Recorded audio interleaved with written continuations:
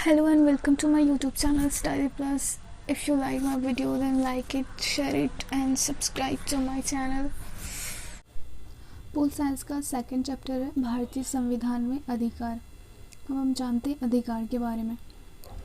अधिकार सामाजिक जीवन की वे परिस्थितियां हैं जिनके बिना कोई भी मनुष्य अपना विकास नहीं कर सकता। अधिकार वे हक है जो एक आदमी को जीवन जीने के लिए चाहिए, जिसकी वो मांग करता है। कानून द्वारा प्रदत्त सुविधाएं अधिकारों की रक्षा करती हैं। अब हम जानते हैं अधिकारों का घोषणा पत्र क्या है। अधिकतर लोकतांत्रिक देशों में नागरिकों के अधिकारों को संविधान में सूचीबद्ध कर दिया जाता है। ऐसी सूची को अधिकारों का घोषणा पत्र कहते हैं, जिसकी मांग 1928 में नेहरू जी ने उठाई थी। अब हम जानते हैं हमें मौलिक अधिकारों की आवश्यकता क्यों है। मौलिक अधिकार व्यक्ति के मूल विकास, सर्वांगीण विकास के लिए आवश्यक है। समाज में समानता, स्वतंत्रता, बंधुत्व, आर्थिक सामाजिक विकास लाने में सहयोग प्रदान करते हैं। राष्ट्रीय मानवाधिकार आयोग 2000 में राष्ट्रीय मानवाधिकार का गठन सदस्य एक भूतपूर्व सर्वोच्च न्यायालय का मुख्य न्यायाधीश, एक भूतपूर्व उच्च न्यायालय का मुख्य न्यायाधीश तथा मानवाधिकारों के संबंध में ज्ञान रखने या व्यवहारिक अनुभव रखने वाले 2 सदस्य होते हैं। कार्य शिकायतें सुनना, जांच करना तथा पीड़ित को राहत पहुंचाना। अब हम जानते हैं भारतीय संविधान के मौलिक अधिकार क्या हैं। भारत के स्वतंत्रता आंदोलन के दौरान क्रांतिकारियों, स्वतंत्रता नायकों द्वारा नागरिक अधिकारों की मांग समय समय पर उठाई जाती रही। 1928 में भी मोतीलाल नेहरू समिति ने अधिकारों के एक घोषणा पत्र की मांग उठाई थी। फिर स्वतंत्रता के बाद इन अधिकारों में से अधिकांश को संविधान में सूचीबद्ध कर दिया गया। 44वें संविधान संशोधन द्वारा संपत्ति के अधिकार को मौलिक अधिकार की सूची से निकाला गया। अब हम जानते हैं समान अधिकार के बारे में। समान अधिकार वे अधिकार जो साधारण कानूनों की सहायता से लागू किए जाते हैं तथा इन अधिकारों में संसद कानून बना करके परिवर्तन कर सकती है, वैसे कानून को समान अधिकार कहते हैं।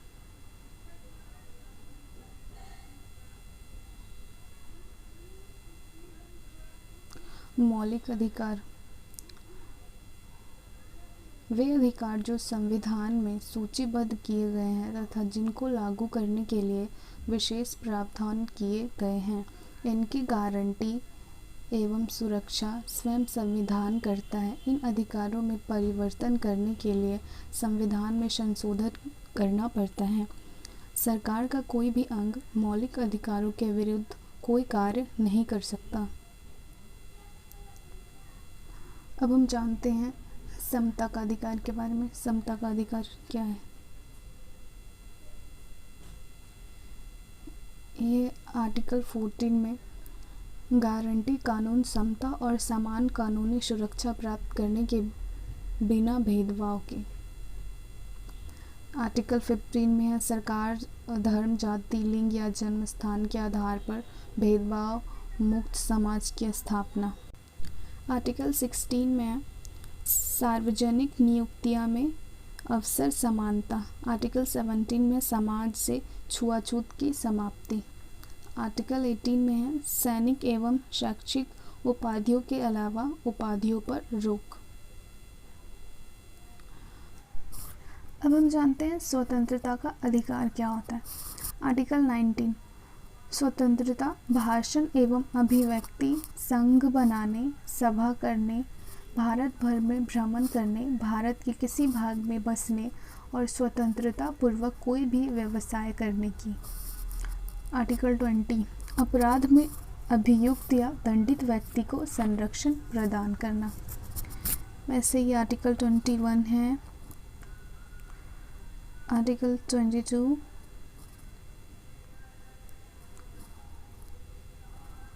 सारे आर्टिकल्स मैंने पढ़ के नहीं सुनाए क्योंकि फिर वीडियो ज़्यादा लंबा हो जाएगा। ये आप खुद देख लीजिए। अगर आपको इसका PDF चाहिए तो वो भी मिल जाएगा।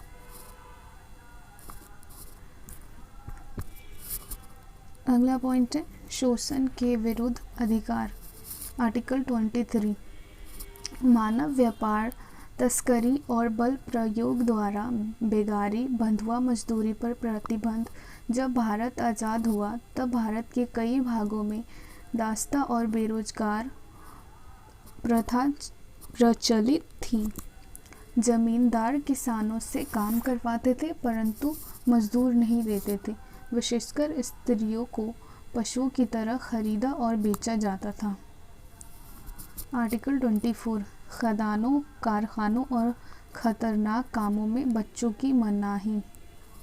आर्टिकल 24 के अनुसार 14 वर्ष से कम आयु के बच्चों को किसी भी जोखिम वाले काम पर नहीं लगाया जाएगा, जैसे खदान में, कारखानों में इत्यादि। अब हम जानते हैं धार्मिक स्वतंत्रता का अधिकार क्या है। आर्टिकल 25 अपने अपने धर्म को मानने, पालन करने एवं प्रचार प्रसार करने का अधिकार। आर्टिकल 26 संगठित इकाई के रूप में धार्मिक तथा परोपकारी कार्य करने वाले संस्थाओं को स्थापित करने का अधिकार। आर्टिकल 27 धर्म प्रचार एवं धार्मिक संप्रदाय की देखरेख के लिए कर देने के लिए मजबूर नहीं किया जाएगा। आर्टिकल 28 किसी भी सरकारी शिक्षण संस्था में कोई धार्मिक शिक्षा नहीं दी जाएगी।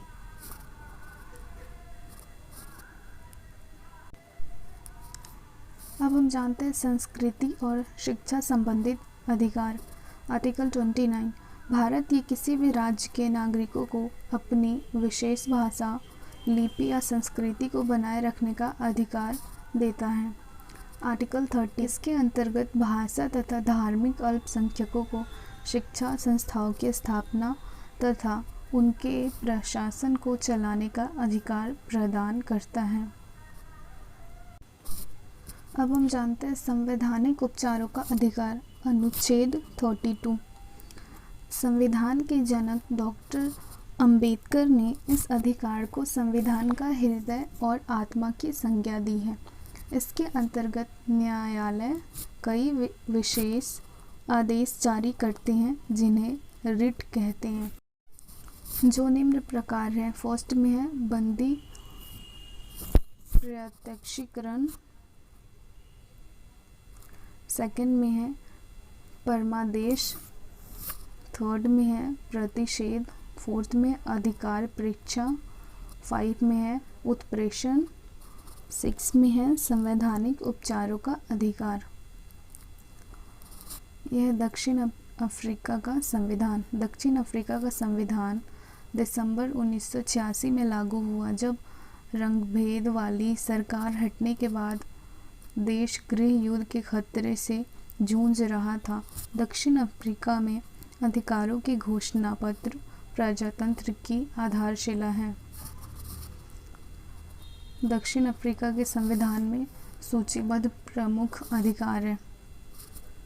फर्स्ट में गरिमा का अधिकार, सेकंड में है नीचता का अधिकार, थर्ड में है श्रम संबंधित समुचित व्यवहार का अधिकार, फोर्थ में है स्वास्थ्य, पर्यावरण और पर्यावरण संरक्षण का अधिकार, फिफ्थ में है समुचित आवास का अधिकार, सिक्स्थ में स्वास्थ्य सुविधाएं, भोजन, पानी और सामाजिक सुरक्षा का अधिकार, सेवन्थ में है बाल अधिकार, 8 में बुनियादी और उच्च शिक्षा का अधिकार, 9th में सूचना प्राप्त करने का अधिकार, 10th में सांस्कृतिक, धार्मिक और भाषाई समुदायों का अधिकार।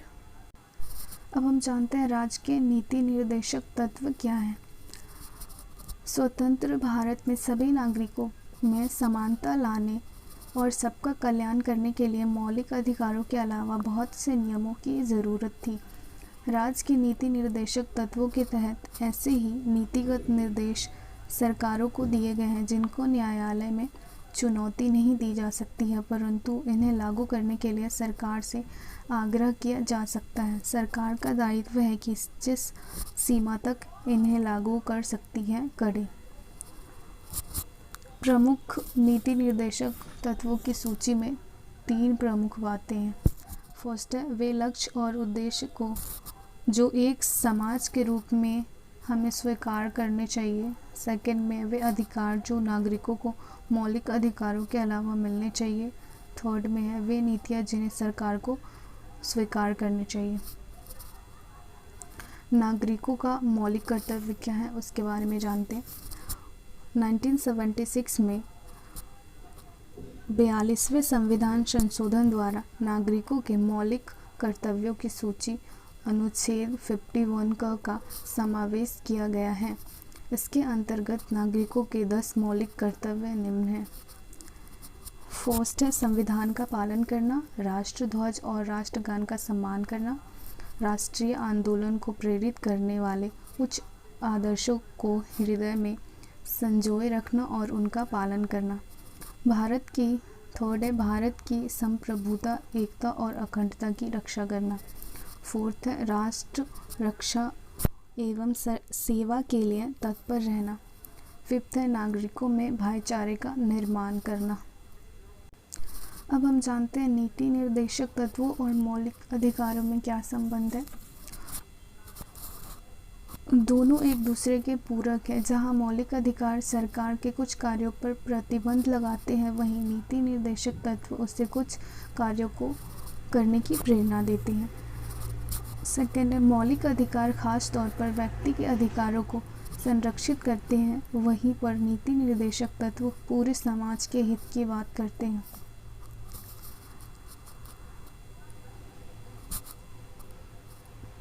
अब हम जानते हैं नीति निर्देशक तत्वों और मौलिक अधिकारों में अंतर, दोनों में अंतर क्या है उसके बारे में जानते हैं। मौलिक अधिकारों को कानूनी सहयोग प्राप्त है, परंतु नीति निर्देशक तत्वों को कानूनी सहयोग प्राप्त नहीं है। अर्थात मौलिक अधिकारों के उल्लंघन पर आप न्यायालय में जा सकते हैं, परंतु नीति निर्देशक तत्वों के उल्लंघन पर न्यायालय नहीं जा सकते। एक और दूसरा अंतर है नीति निर्देशक तत्वों और मौलिक अधिकारों में। मौलिक अधिकारों का संबंध व्यक्तियों और निर्देशक सिद्धांतों का संबंध समाज से है। मौलिक अधिकार प्राप्त किए जा चुके हैं, जबकि निर्देशक सिद्धांतों को अभी लागू नहीं किया गया है। तो पॉलिटिकल साइंस के सेकंड चैप्टर में बस इतना ही था। जो भी इम्पोर्टेंट पॉइंट था वो हमने कवर कर लिया है।